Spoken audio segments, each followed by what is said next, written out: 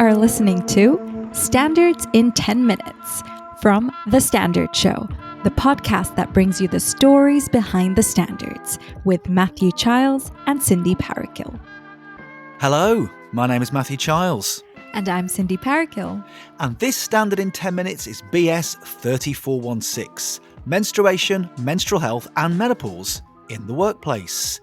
Here are 10 things you need to know. Number 1. What the standard is all about. The standard BS 3416 gives guidance to organisations on developing policies and practices that are supportive of employees in the workplace experiencing menstruation, perimenopause or menopause. It also gives guidance to organisations to identify and act on the misconceptions around menstruation, perimenopause and menopause, and the impact that the taboo surrounding them can have on workplace support. The standard does not cover medical guidance or clinical options outside of the workplace. However, it does include references to qualified sources where such information is available. Whilst the focus of the standard is on menstrual and menopausal health, the recommendations are likely to be of benefit to all employees. Number 2. Why the standard was developed. As workplaces were first established at a time when women were only a minority of the workforce, they were rarely designed with consideration of menstruation and the menopause. Today, a considerable proportion of the workforce menstruates or experiences the menopause transition. Yet, that has not necessarily meant that workplace environments, practices, and cultures have been adapted to accommodate the needs of these employees. At a time of skills shortages, recruitment challenges, and when employees and stakeholders are more socially aware and have expectations about well-being at work, it is important that organizations re-evaluate their job and workplace designs to make them suitable for all employees. So BS 3416 was developed to help with this in mind, providing standardized guidelines that are both authoritative and reliable. Number 3. Tackling gender inequality too. Over the last few years in the UK, menstruation and menopause have moved higher on the political agenda and increasingly visible in the media. This change has been led by women's organisations, menstrual activists, and research about menstrual and menopausal experiences. As a result of these efforts, awareness around menstruation and menopause has grown. However, due to gendered ageism and other structural inequalities, some employees may not wish to disclose, for example, that they're experiencing menopause transition. By implementing the standard's recommendations on menstruation and menopause in the workplace, organisations can therefore make an important contribution towards tackling gender inequalities. Adopting such guidelines in the workplace is therefore a major step towards a more equitable and just society. Number 4. Who the standard is for. The standard's guidance on policies, practical actions, and workplace culture acknowledges a diverse range of workplace settings and job roles. So, the standard is relevant for all organizations, large or small, across all sectors and environments. And it gives particular recommendations relevant to SMEs, outdoor settings, and highly physical roles. And although the guidance focuses on supporting employees with their experiences of menstruation and menopause, the inclusive and open culture it promotes means that it is of benefit to all employees. The standard is designed to be used by those responsible for managing individuals' performances, workloads, well-being, or work environments, people working in human resources, health and safety, and occupational health, and for professionals involved in workplace design. Number 5. How organizations use the standard. The standard BS 3416 sets out the actions for organisations to take in 5 key areas.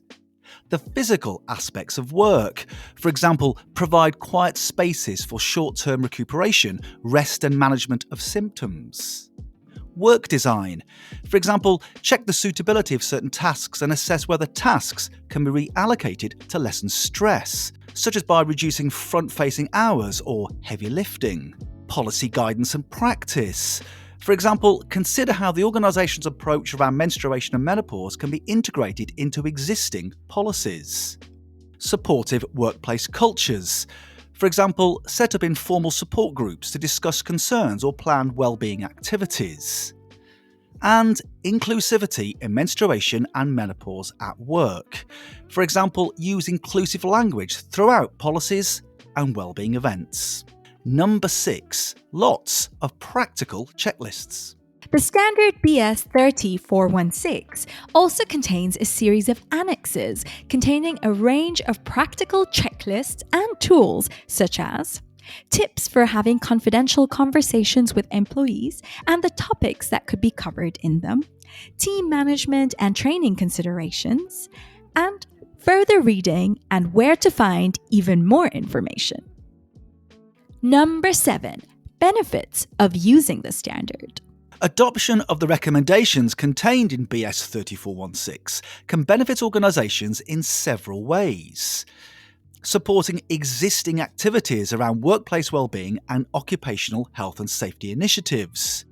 Improving the general health and wellbeing of employees. Increasing employee engagement and productivity.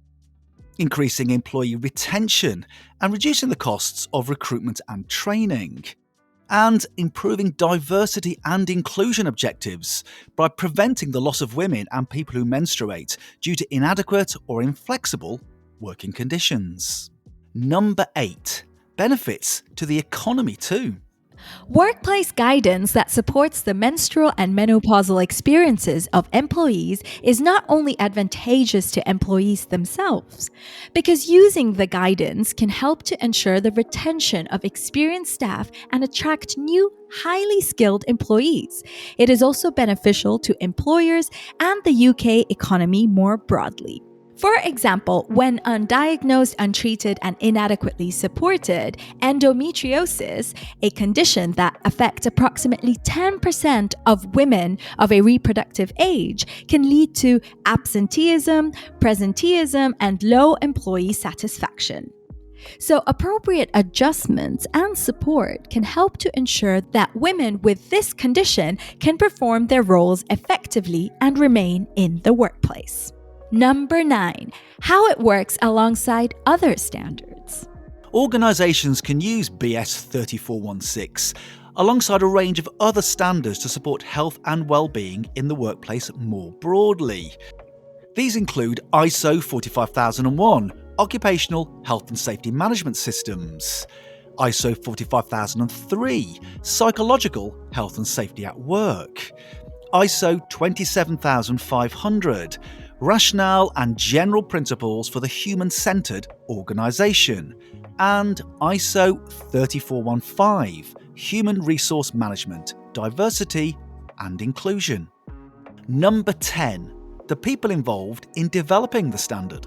The standard BS 30416 was developed through consensus with a wide range of stakeholders.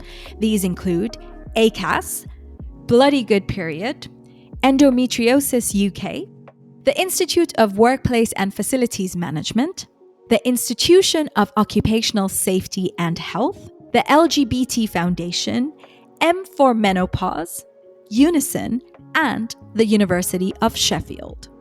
So, there you have it, a standard in 10 minutes, BS 3416, menstruation, menstrual health and menopause in the workplace. You have been listening to Standards in 10 Minutes from The Standard Show. Subscribe to us now, wherever you get your podcasts. You just heard a Stripped Media production.